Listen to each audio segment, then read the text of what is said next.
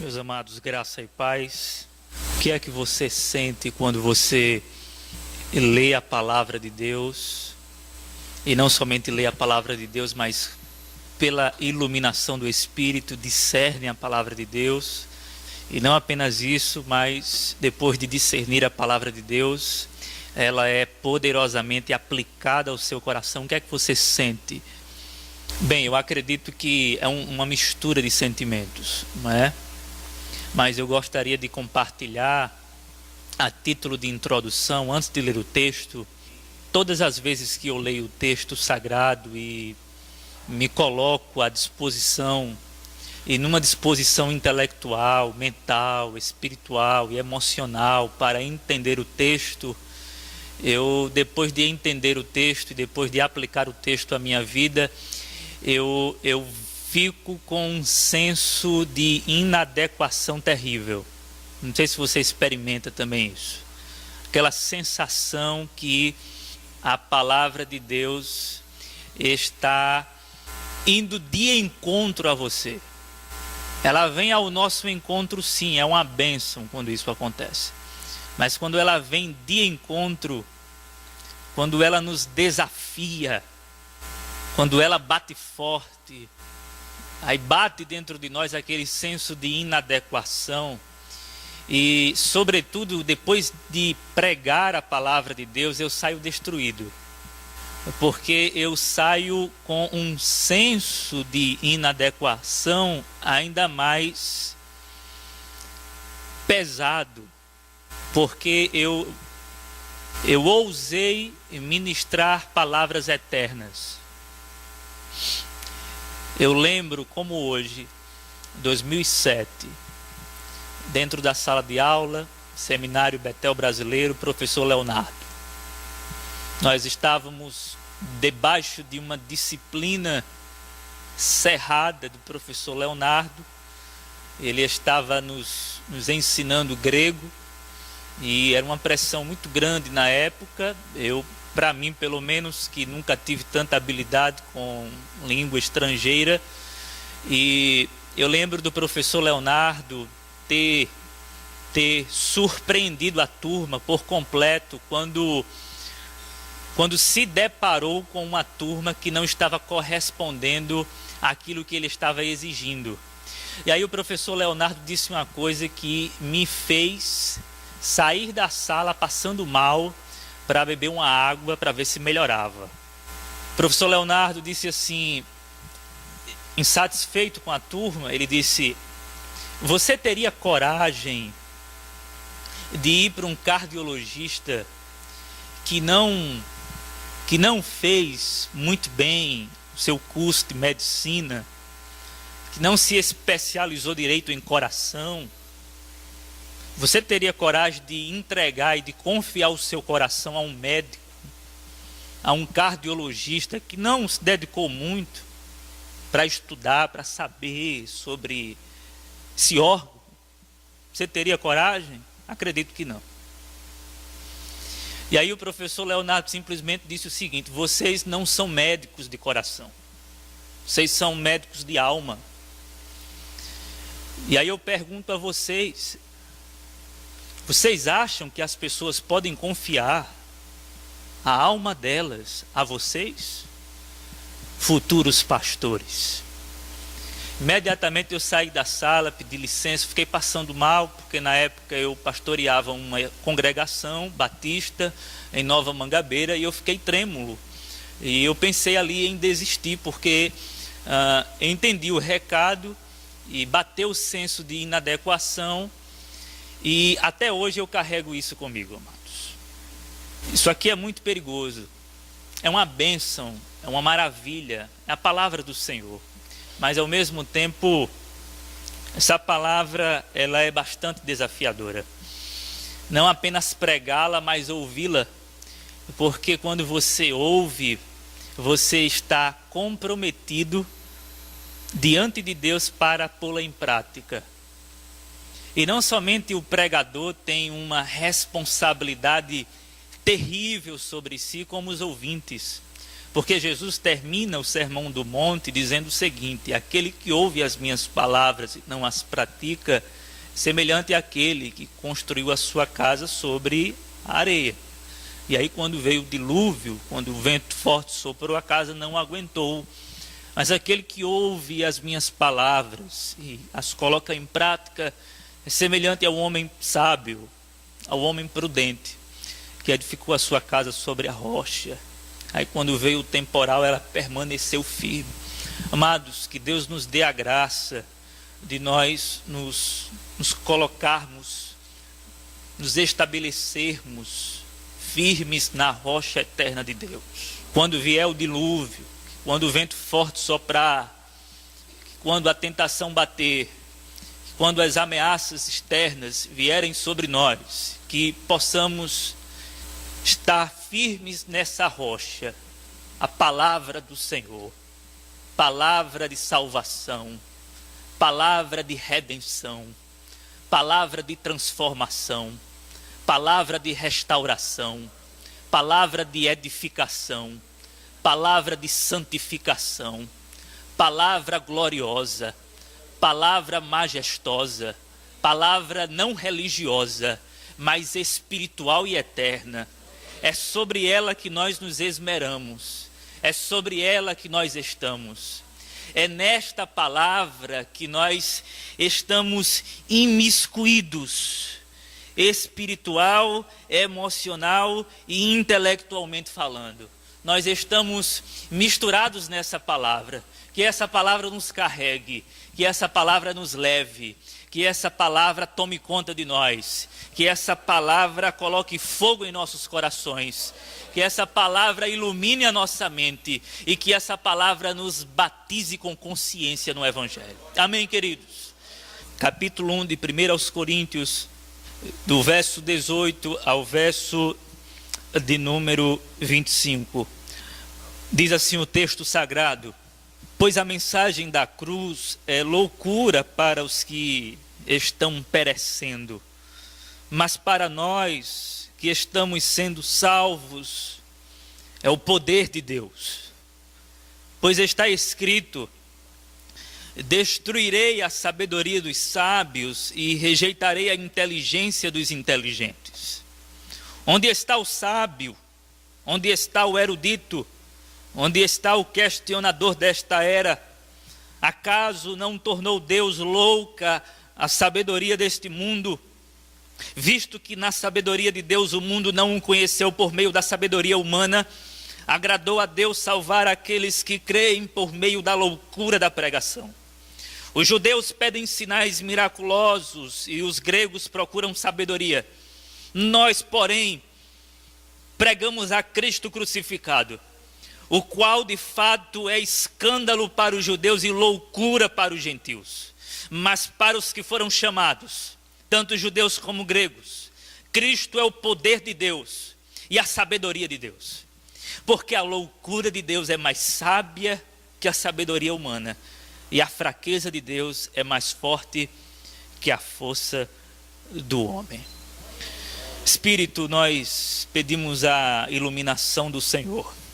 O Senhor já está no nosso meio. O que nós pedimos é a capacitação proveniente da tua santa pessoa. Então, Espírito Santo, ilumina-nos, nos dá o discernimento necessário e nos faça compreender as verdades eternas. E edifica a tua igreja na verdade, pois a tua palavra é a verdade. Assim nós a ti oramos, confiando apenas no Senhor e não em nós mesmos. Em nome de Jesus. Amém. Meus amados, a cidade de Corinto, como vocês sabem, era uma cidade dominada pela sofia, pela filosofia, pela sabedoria, pela inteligência humana, pelos filósofos que argumentavam com muita razoabilidade acerca das coisas da vida e que encantavam as pessoas.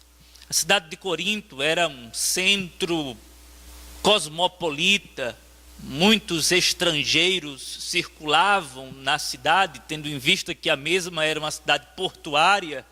Portanto, pessoas de vários lugares, tanto do Oriente como do Ocidente, circulavam pela cidade de Corinto. E a cidade, portanto, era uma cidade multicolorida, uma cidade cosmopolita, como eu disse, com várias culturas, de modo que havia um sincretismo, uma miscelânea, uma mistura de cultura, de filosofia e de sapiência humana.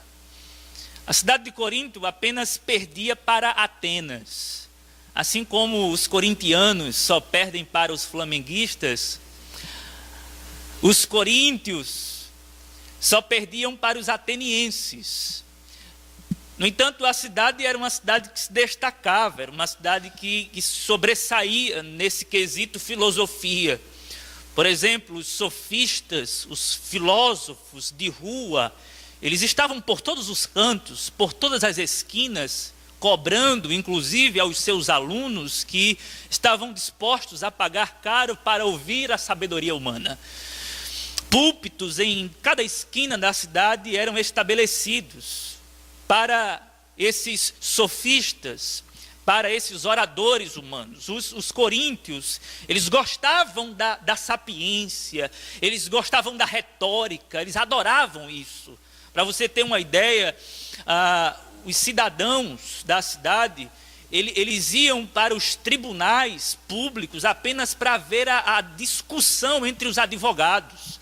Eles gostavam de ver a retórica, de ouvir, de escutar. Eles gostavam de assistir um bom orador. Eles, na verdade, eles cultuavam a sabedoria humana. Eles gostavam dessa questão, eles gostavam de se encantar com a verbalização carregada de inteligência, de raciocínio lógico. Eles gostavam disso. Portanto, Corinto era uma cidade que cultuava a sabedoria. O apóstolo Paulo está diante de uma igreja que está inserida nesse contexto. Um contexto permeado pela sabedoria humana. A igreja, portanto, ela está sofrendo graves ameaças, porque o evangelho está, em certo sentido e em certa medida, recebendo uma influência grega de filosofia. Os irmãos estão com os mesmos hábitos, os irmãos estão com os mesmos pensamentos, adorando a homens, como nós vimos no estudo passado, cultuando a sabedoria, venerando o orador mais especialista na sua área. Alguns eram do grupo de Apolo que tinha uma capacidade incrível e extraordinária de se comunicar com os seus ouvintes. O apóstolo Paulo, portanto, está diante de uma cidade que adora a filosofia e de uma igreja que está sendo, aos poucos, sucumbida pela filosofia que está prevalecendo e não o evangelho. Não é à toa e não é sem razão que Paulo agora ele parte para um subtema. E eu digo subtema porque isso que Paulo escreve, que nós acabamos de ler, está dentro de uma mesma linha de pensamento. Perceba que a mensagem de Paulo não termina no versículo de número 17, não termina. Porque o versículo 18 começa com um conectivo gramatical, pois. E essa conjunção gramatical está ligando o texto anterior ao que vai ser dito. Então nós temos um fluxo de ideia que não pode ser separada. No entanto, nós temos uma mensagem independente, porque Paulo aborda um subtema. E esse subtema consiste claramente, quando nós olhamos para o texto, esse subtema consiste numa dicotomia que o apóstolo Paulo faz entre a sabedoria humana e a sabedoria divina. Sendo Paulo sabedor dessas questões que eu acabei de esposar, o mesmo escreve essa porção textual, criando uma nítida dicotomia, uma separação entre a sabedoria humana e a sabedoria divina. À luz desse subtema e debaixo da autoridade desse texto, apoiados no que Paulo escreve, nós iremos então analisar o texto e deixar o Espírito Santo falar aos nossos corações. Eu quero sugerir um esboço com 4 pontos. Não vou ser presbiteriano, não tenho uma mensagem de 3 pontos, eu tenho uma mensagem de 4 pontos. Aliás, uma mensagem dividida em 2 partes, com 2 pontos a primeira e 2 pontos a segunda.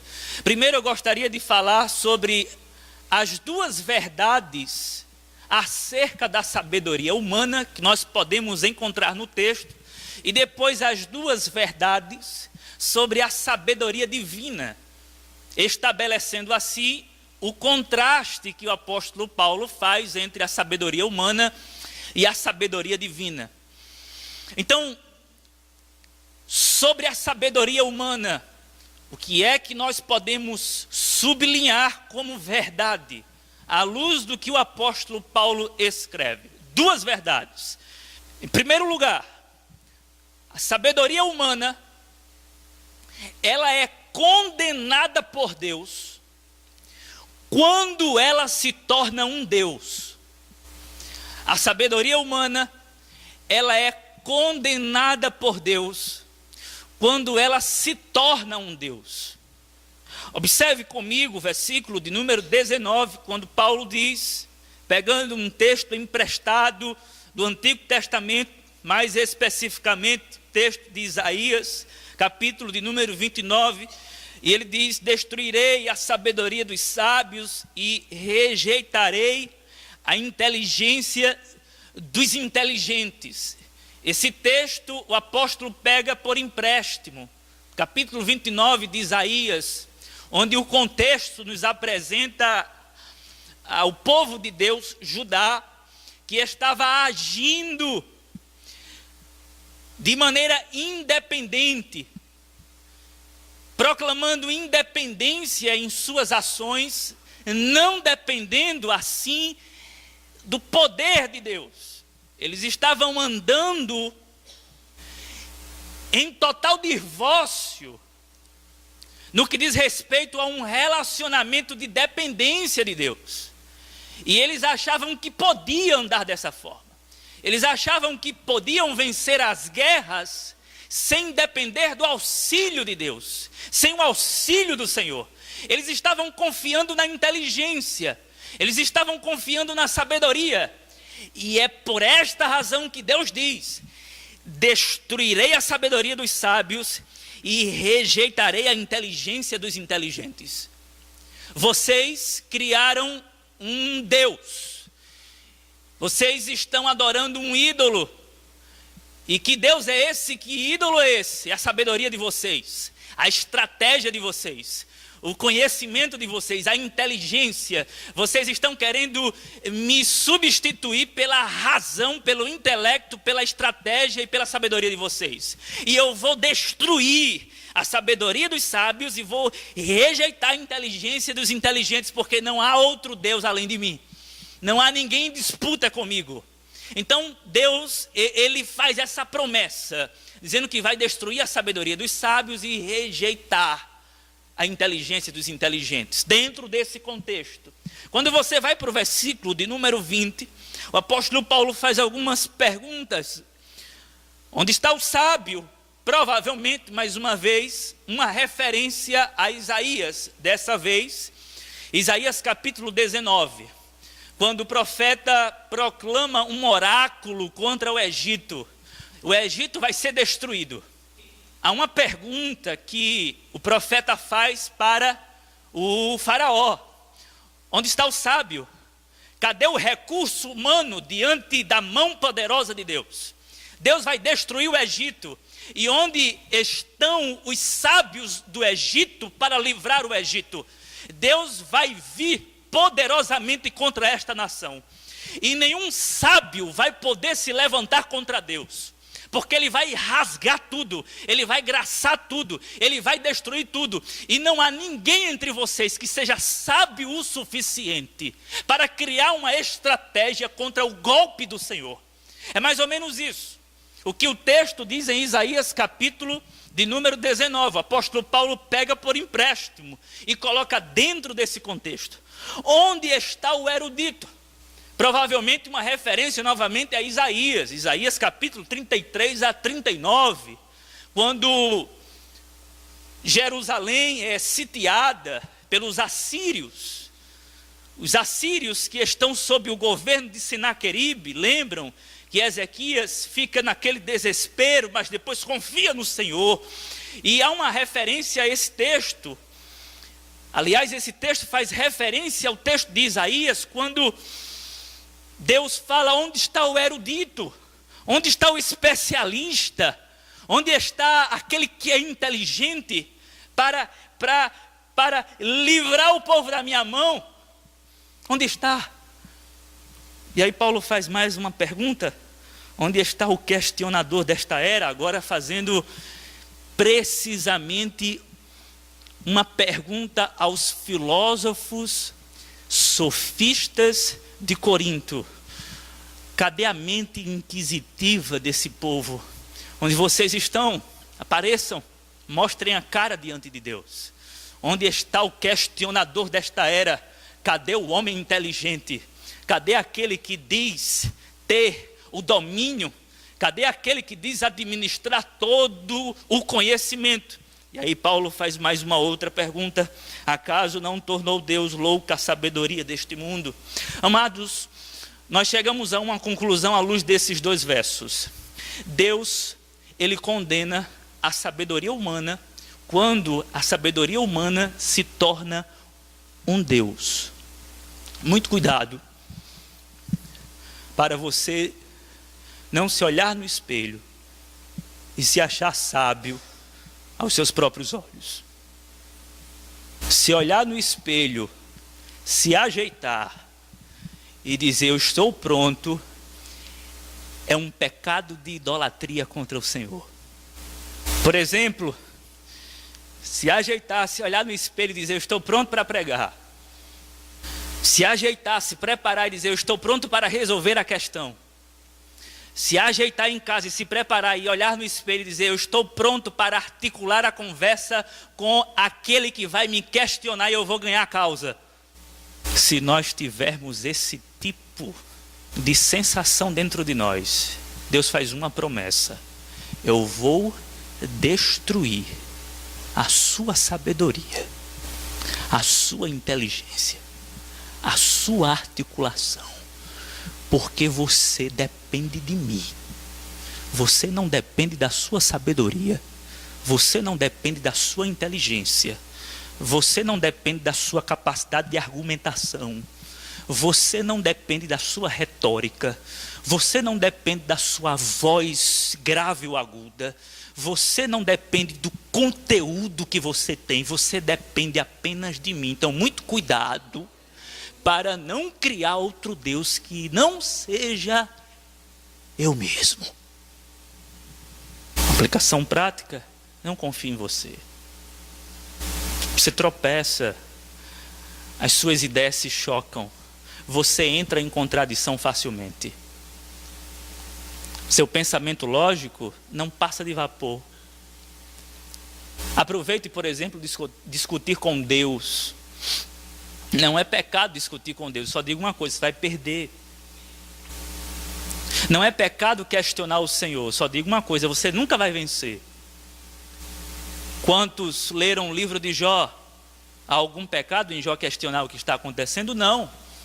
Mas depois de Jó fazer 16 perguntas ao longo de todo o livro, perguntando inclusive onde está o Senhor, se eu souber onde o Senhor está, eu irei até aí para o Senhor me colocar na balança para ver se está justo o que está acontecendo comigo.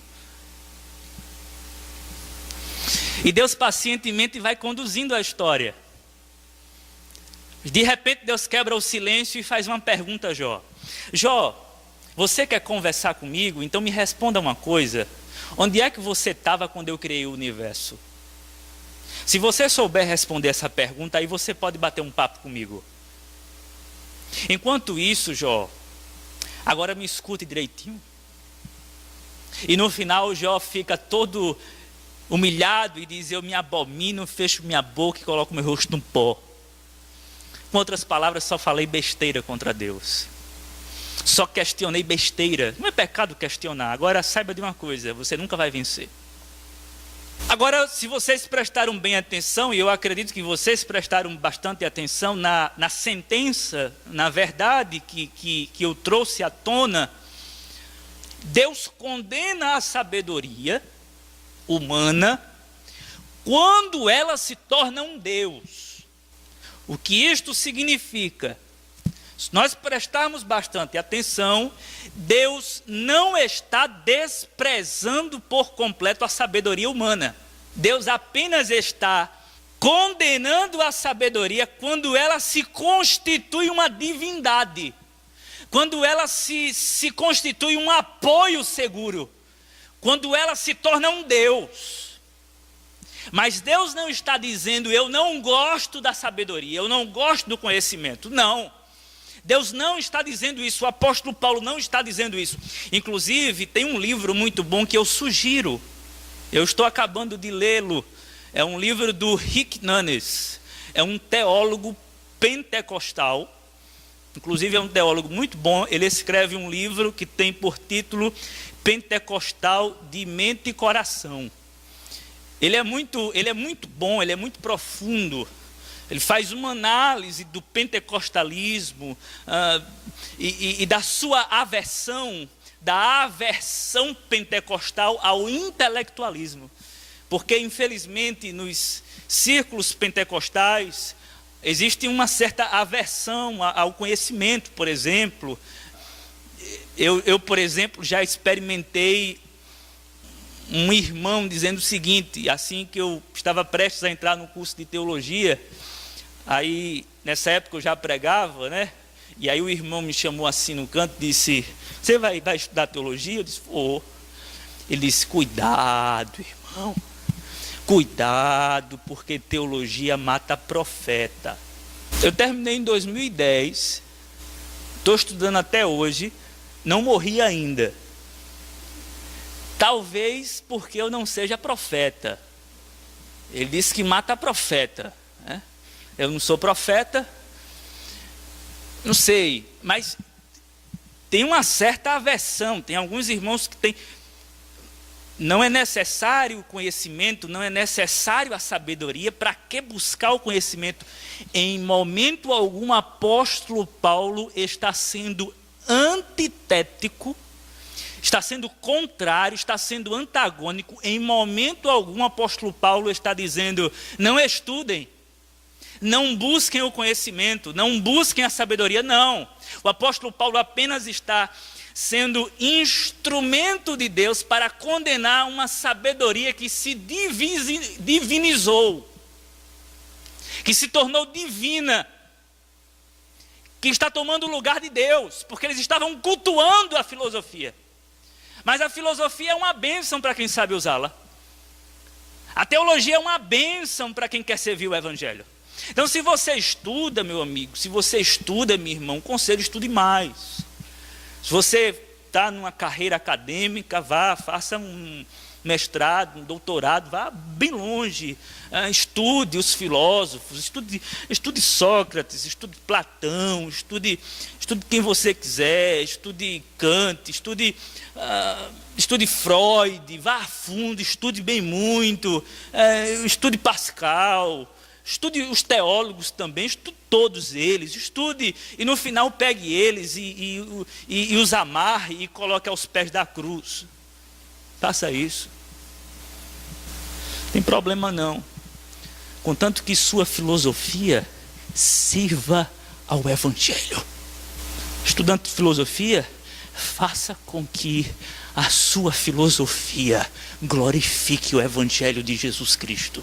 Estudante de teologia, não se glorie na teologia, faça com que a teologia sirva à loucura do evangelho. Estudante de medicina, estude medicina, faça com que a medicina glorifique o Deus Todo-Poderoso. Estudante de quê? Estudante de biologia, estude biologia, faça com que a biologia glorifique o Deus Criador de todas as coisas. Você é o quê? Um cientista? Estude a ciência, estude tudo, mas faça com que Deus seja glorificado sobre todas as coisas. Amém, queridos? Todas as coisas submissas à glória de Deus, à glória do evangelho, aos pés da cruz. Segunda verdade sobre a sabedoria humana.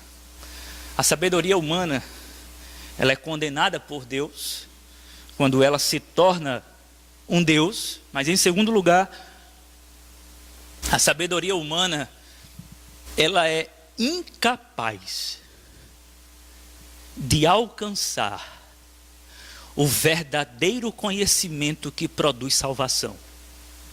A sabedoria humana é incapaz, é insuficiente para acessar o verdadeiro conhecimento que produz salvação.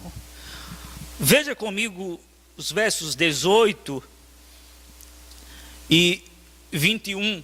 Versículo 18, o apóstolo diz assim: pois a mensagem da cruz é loucura para os que estão perecendo. Observe, a mensagem da cruz é loucura para os que estão perecendo, ou seja, aqueles que estão perecendo, que são incrédulos, aqueles que não creem, aqueles que não foram tocados pelo Espírito, aqueles que não foram ainda tragados pela graça, aqueles que não experimentaram do batismo do Espírito Santo, aqueles que não foram salvos, eles não entendem essa mensagem, eles não conseguem acessar esse conhecimento. Essa mensagem é loucura. Versículo de número 21. Visto que na sabedoria de Deus o mundo não conheceu por meio da sabedoria humana. O apóstolo Paulo está dizendo: o mundo não conheceu a Deus por meio de sua própria sabedoria. Os dois versículos estão nos dizendo exatamente o seguinte: a sabedoria humana não é capaz de articular um raciocínio lógico que chegue à compreensão do verdadeiro evangelho. No máximo, a sabedoria humana articula algum pensamento sobre Deus. Sobre o evangelho, não. No máximo, sobre Deus.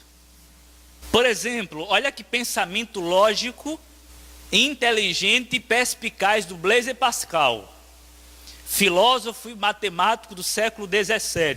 Ele cria um diálogo entre um católico, um crente, e um libertino, um descrente. E o católico tenta convencer o descrente que Deus existe.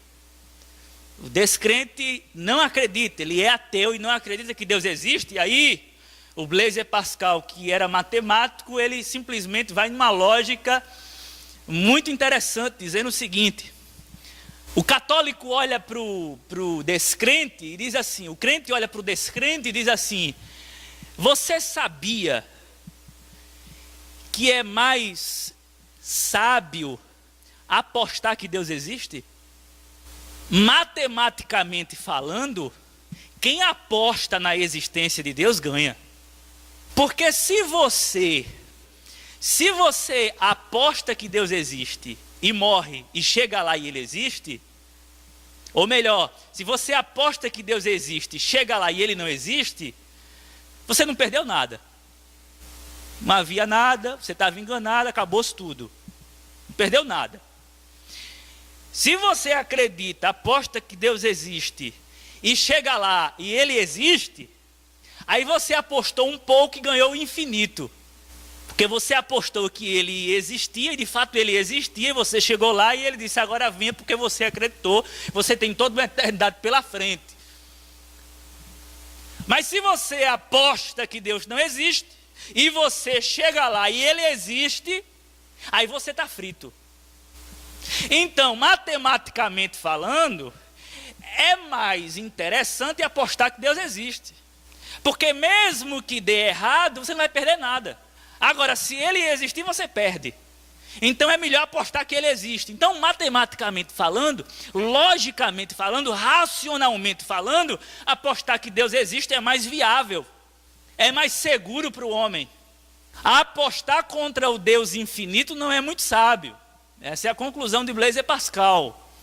Agora, um pensamento brilhante, ótimo, até aí. Mas esse pensamento, ele é muito superficial ao mesmo tempo. Porque ninguém aqui está discutindo se Deus existe ou não. Eu não estou aqui, por exemplo, para convencer alguém que Deus existe. Até porque eu não acredito no Deus que existe. E nem você. Nós acreditamos no Deus que é.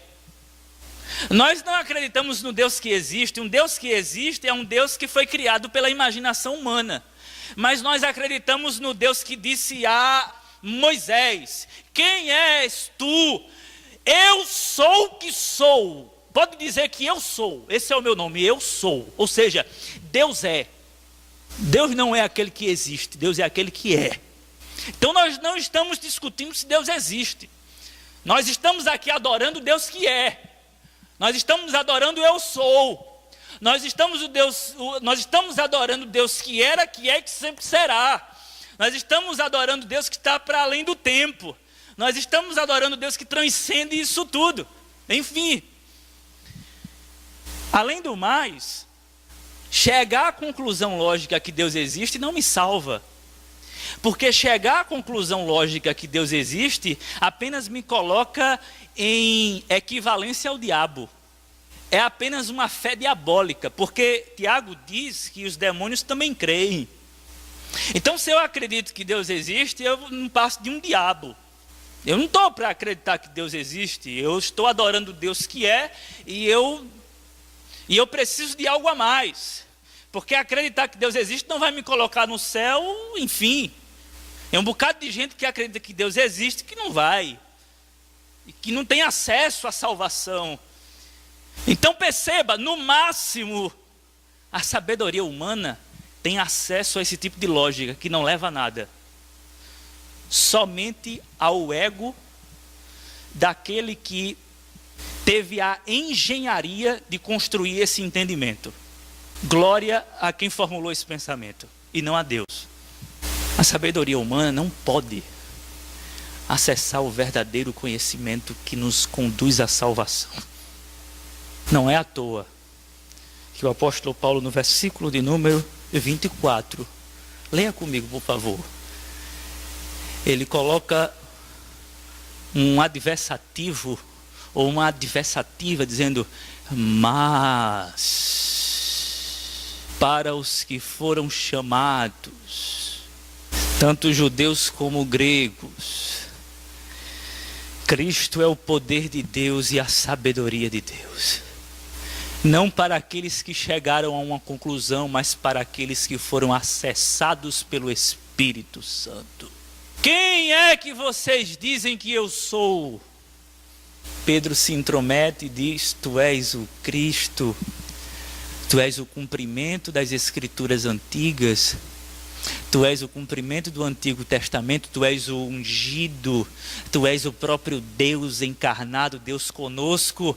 E aí Jesus diz assim: parabéns para sua mente, Pedro. Não, Jesus diz assim: bem-aventurado és tu, Simão Bar-Jonas, porque você não aprendeu isso em seminário. Você não aprendeu isso na sinagoga, não. Você não aprendeu isso com os rabinos. Foi o meu Pai quem revelou a você. Não veio da carne, não veio do entendimento. Você não pode discernir isso pela sua sabedoria. Inclusive até agora você não acreditava, mas pela revelação do Espírito, bem-aventurado és tu, Simão Bar-Jonas, porque não foi a carne e o sangue que te revelou, mas o meu Pai que está no céu que te revelou isso.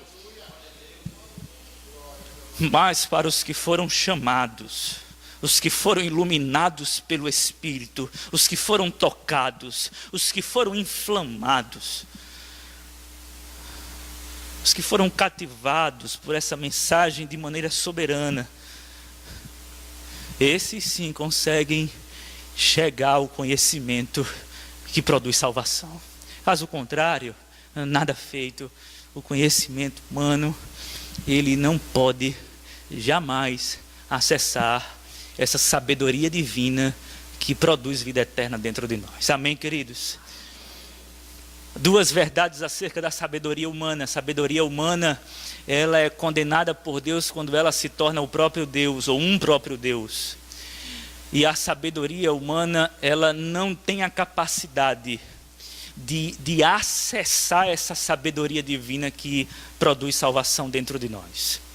Fazendo um contraste agora, a sabedoria divina, duas verdades. A sabedoria divina não consiste em explicação, mas em demonstração. Versículo de número 18 ainda. Pois a mensagem da cruz é loucura para os que estão perecendo, mas para nós que estamos sendo salvos, é o poder de Deus.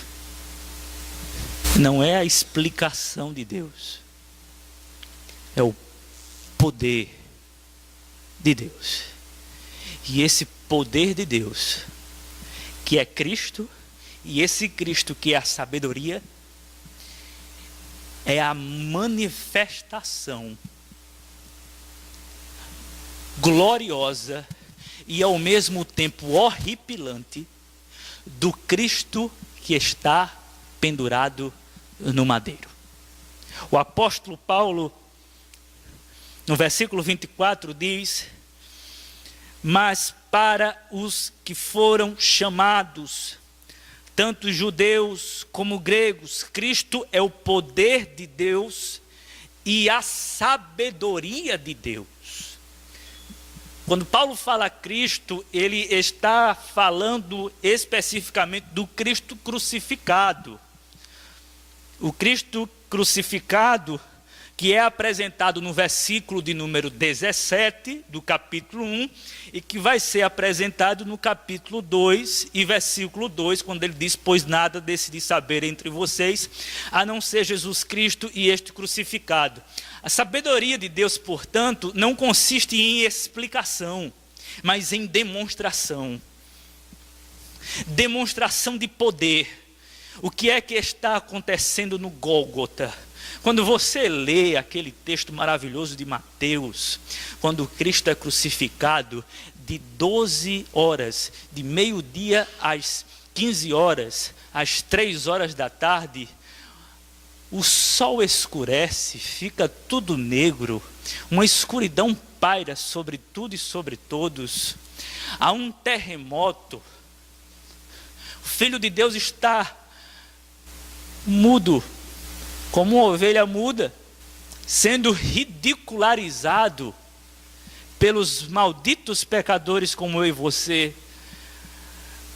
Mas o céu escurece, as cortinas se fecham, o povo fica olhando, se entreolhando, perguntando o que está acontecendo. Há um terremoto, as rochas se fendem, os sepulcros são abertos. O que é que está acontecendo? O que está acontecendo é a sabedoria divina sendo proclamada sem explicação. Os homens não estão entendendo.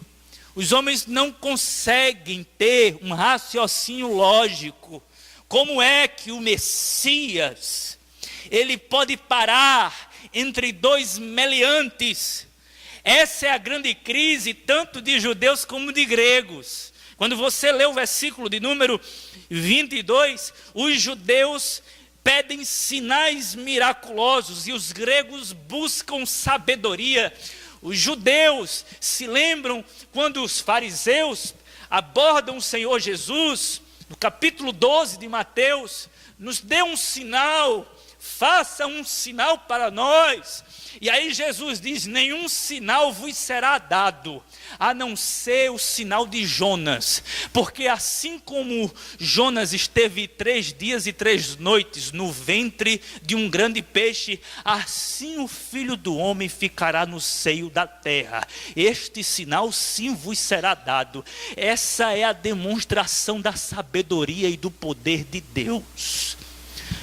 Uma coisa que não pode ser contida num sermão é demonstração de sangue sendo derramado. É demonstração de alguém que brada dizendo: perdoa-os, porque eles não sabem o que fazem. É a sabedoria de Deus num espetáculo aberto, fazendo com que todos os homens fiquem ali, não como os alunos coríntios que ficavam embasbacados, que ficavam estupefatos, que ficavam assombrados diante dos professores, dos filósofos, dos sofistas. Que conhecimento, que maravilha! Mas ele está sendo ridicularizado, ele está recebendo hostilidade, e é nessa demonstração absurda que Deus está demonstrando a sua sabedoria. Portanto, a sabedoria de Deus não consiste em explicação, mas em demonstração. É Deus pegando o seu filho e pendurando na cruz. E Deus diz: essa é a minha sabedoria. Eu não vou explicar nada a vocês, porque vocês não vão entender nada. Mas para os que foram chamados, tanto judeus como gregos, essa é a sabedoria de Deus e o poder de Deus. O apóstolo Paulo, inclusive, mais na frente, no capítulo 4, vai dizer o seguinte, no versículo 20: pois o reino de Deus não consiste de palavras, mas de poder. Tem gente que quer explicar meticulosamente o evangelho, é uma bênção, mas vai chegar um momento que você não vai conseguir mais. Como disse um certo pensador, o pregador leva a mensagem até os ouvidos e o Espírito leva ao coração. Segunda verdade sobre a sabedoria divina, e esse ponto é totalmente dependente desse primeiro, acerca da sabedoria divina. A sabedoria divina extrapola a razão humana.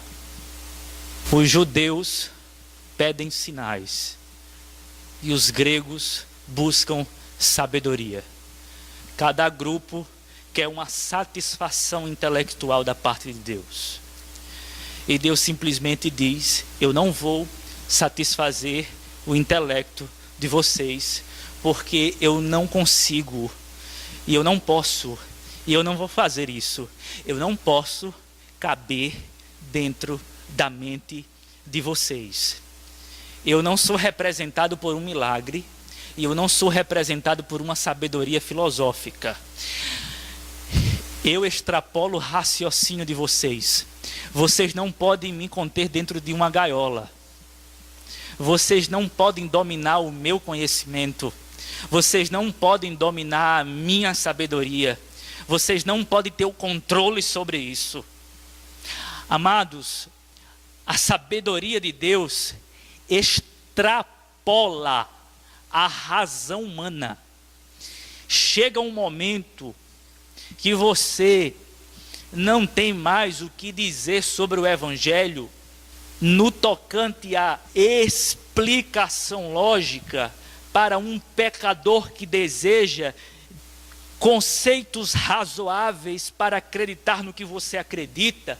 Como, por exemplo, eu fui hoje dar um passeio na praia e, não por ironia do destino, mas pela providência de Deus, eu parei assim naquela barra, né, de malhar, estou querendo ficar mais forte, e eu parei ali naquela barra e tinha um sujeito bem diferente, eu notei, que estava levantando alguns pesos. E ele ficou olhando para mim e perguntou se eu gostaria de levantar aqueles pesos lá, porque eu estava olhando, disse que não, tal. Ele foi se aproximando, aí disse o seguinte, eu percebi que ele era de fora. E foi interessante, porque ele começou a conversar, e disse que gostava muito do Brasil, ele é inglês, e eu, que interessante, tal, aquela coisa toda.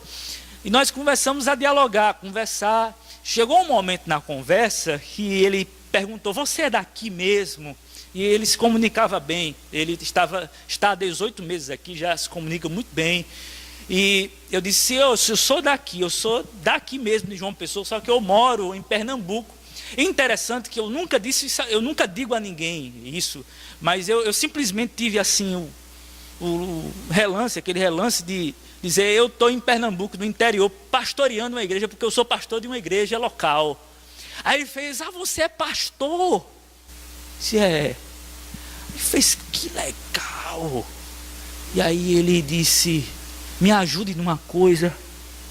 Eu disse, o que foi? Ele disse, eu perdi minha fé. Olha que interessante. Isso aconteceu hoje, agora há pouco. Eu perdi minha fé há 18 meses. E aí eu pensei direitinho, disse, ele está aqui exatamente porque ele quis sair do ambiente, aconteceu alguma coisa, ele está aqui há 18 meses. Ele disse, meu irmão se matou. E eu perdi minha fé. E ele disse, inclusive Deus me libertou das drogas. Contou o testemunho dele. Tive uma experiência com Deus. Há mais de 30 anos não tenho vontade de nada. Mas meu irmão se suicidou. Ele era uma pessoa boa, nunca fez mal a ninguém. E de repente ele se matou. E eu não consigo conviver com esse drama. E eu não consigo mais acreditar em Deus. E aí ele disse assim para mim, por favor, me dê as razões da sua fé. Irmãos, você convenceu um homem que está sofrendo. Muito cuidado nesse momento, para não machucar. E eu pensei alguns segundos, e eu precisava de uma palavra rápida, e veio essa que caiu como uma luva. Eu ia pregar isso agora, e de fato, e eu disse, pronto, é a mensagem que extrapola a razão dele. E que não cabe dentro da mente dele, que ele não pode entender. É isso que eu vou pregar para ele. Algo que ele não pode entender. E eu disse, meu amigo, eu não consigo entender como é que Deus morre numa cruz. Você até 18 meses acreditava nisso, porque você é de tradição protestante. Você é inglês. Provavelmente você acreditava nisso. E como é que você sustentava algo tão absurdo? O Deus que vem para o tempo e para o espaço, ou seja, o Deus infinito, que se torna finito e que vai morrer numa maldita cruz. Como explicar isso? E nós estamos diante do sofrimento e da agonia do Filho de Deus. Não estou querendo desprezar o seu sofrimento quanto ao seu irmão.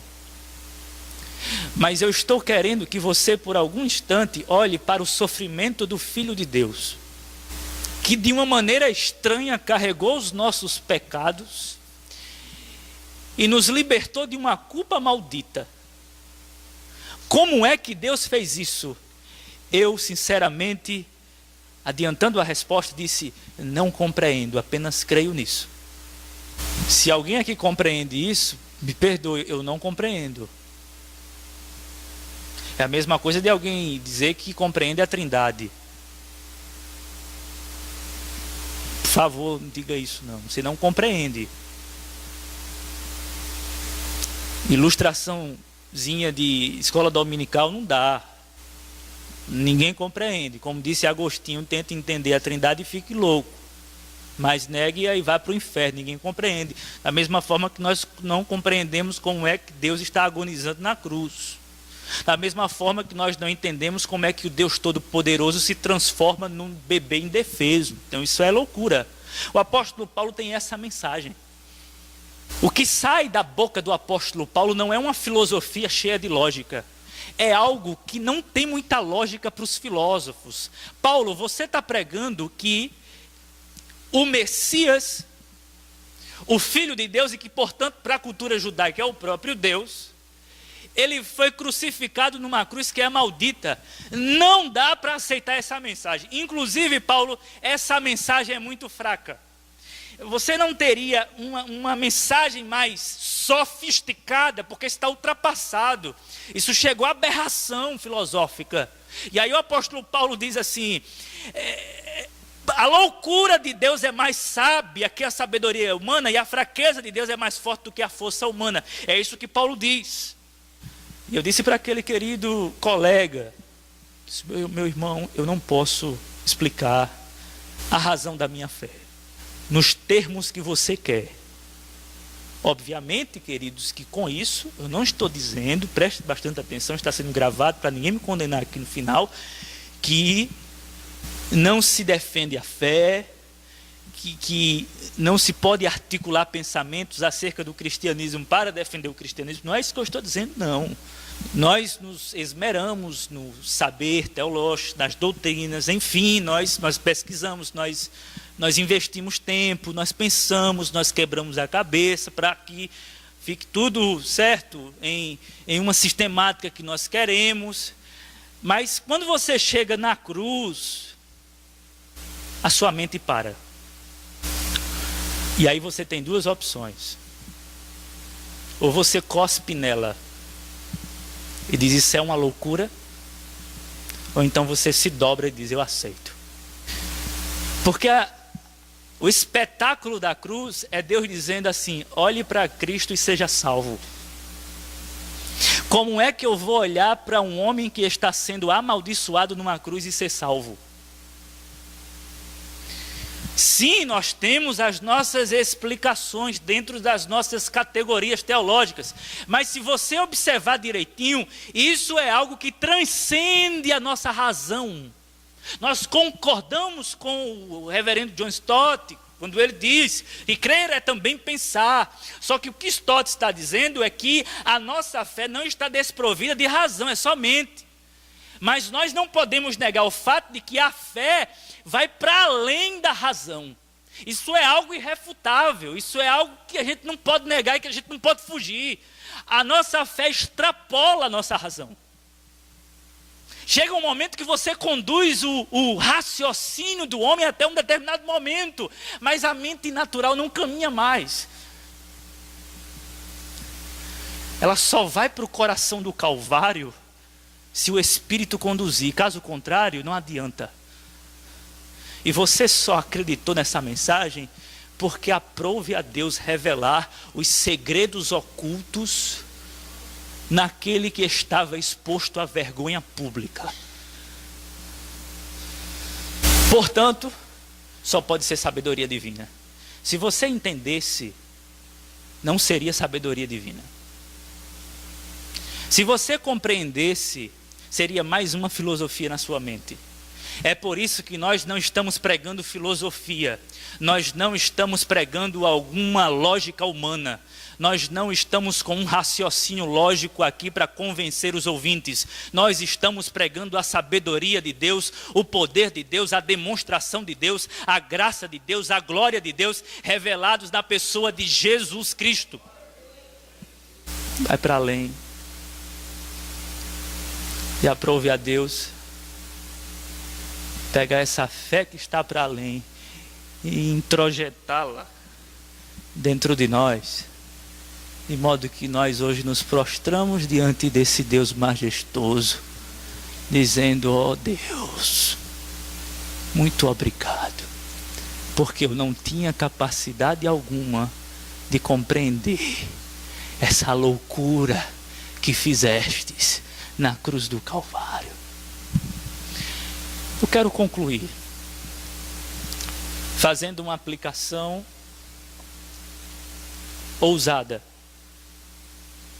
olhando para a figura daquele inglês que estava sofrendo e que por conseguinte estava desesperado no que diz respeito à sua fé, e olhando para vocês e para mim e para todos nós que sofremos.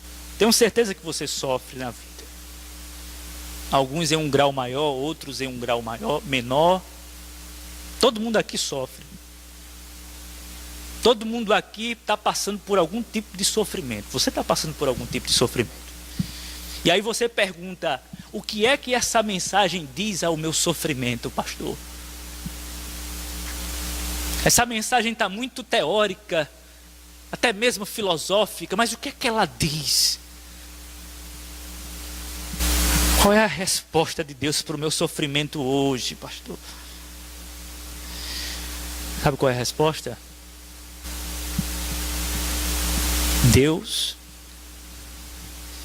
está operando sabiamente na salvação de pecadores no meio do sofrimento de Jesus Cristo.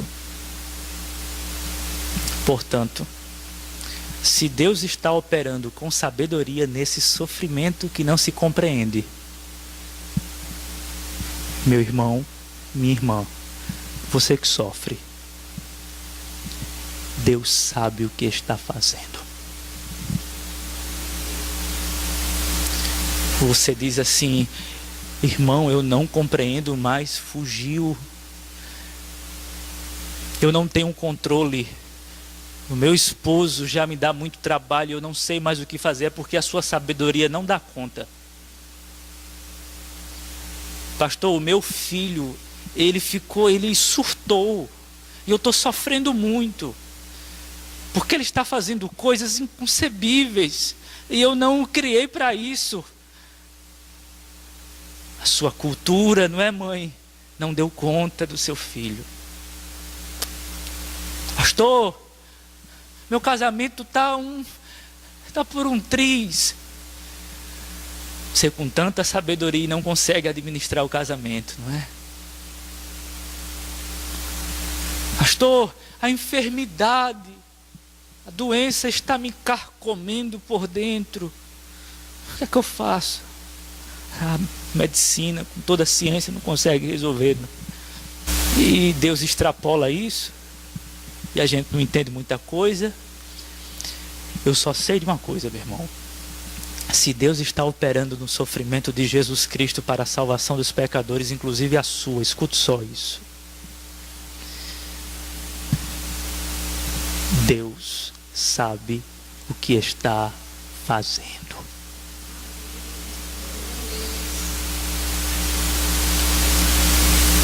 Dê razão a Deus.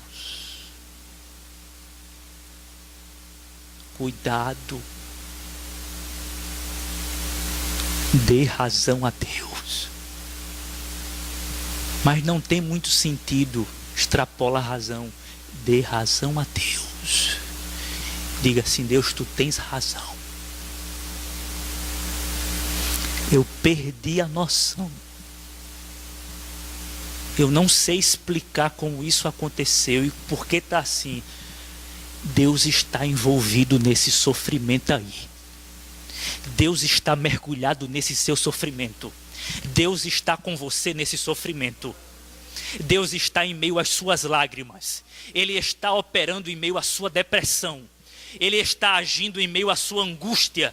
O Deus que estava operando eficazmente e sabiamente na agonia do Calvário, Ele está soberanamente operando de maneira poderosa e sábia no meio desse redemoinho que você está passando. Ele é sábio, Ele sabe o que está fazendo.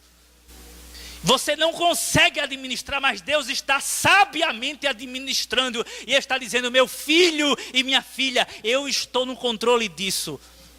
Eu sei o que eu estou fazendo.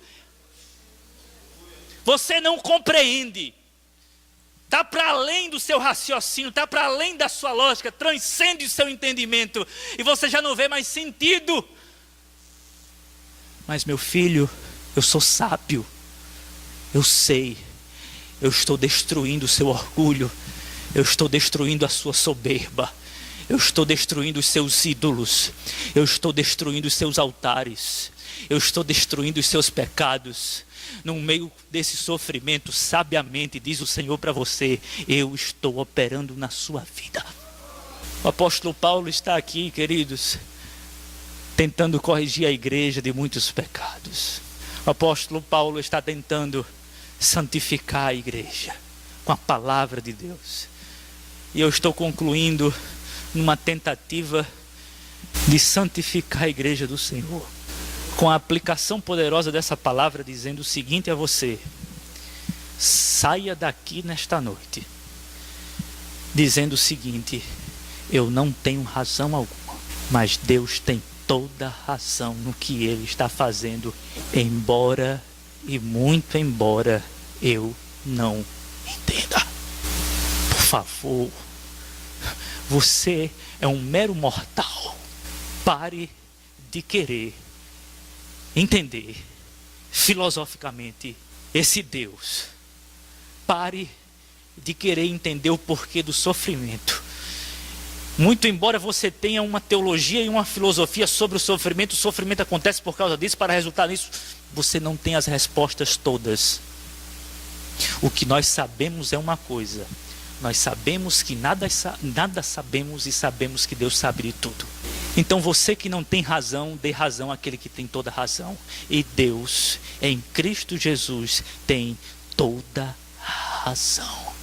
Ele está sabiamente destruindo a sua sabedoria, para que no final de tudo você se ajoelhe e glorifique a sabedoria do universo. Os gnósticos do primeiro século estavam atrás da gnose, do conhecimento, e o apóstolo Paulo está apresentando: ele é Jesus, a sabedoria de Deus. A sabedoria de Deus agindo nos cortes, nas feridas de Jesus. Que coisa estranha, eu não sei como é isso. Eu só sei que é assim. É a sabedoria de Deus e o poder de Deus. Você está fraquinha, tá? Não aguenta mais sofrimento. O poder de Deus está se aperfeiçoando na sua fraqueza. Você está achando que está uma loucura, tá? Está uma loucura. Uma loucura, a coisa está insana. Deus sabe o que está fazendo. Deus sabe o que está fazendo. Deus sabe, irmão, o que está fazendo. Deus sabe. Deus sabe o que está fazendo. Tudo vai resultar na glória desse Deus. Fiquemos de pé, amado.